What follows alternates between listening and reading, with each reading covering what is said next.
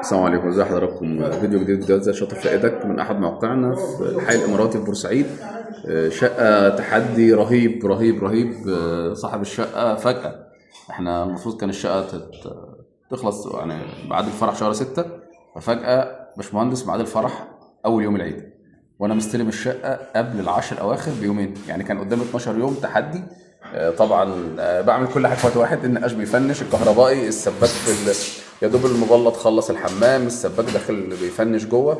فضرب نار ضرب نار بجد يعني.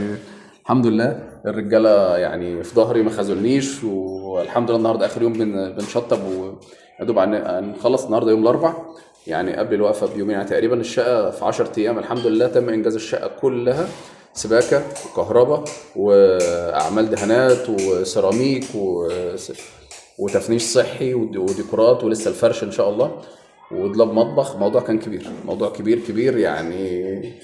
وفي رمضان دعواتكم ان شاء الله. فيديو جديد مع بعض، فيديوهاتنا ازاي تشطب شقتك. السلام عليكم.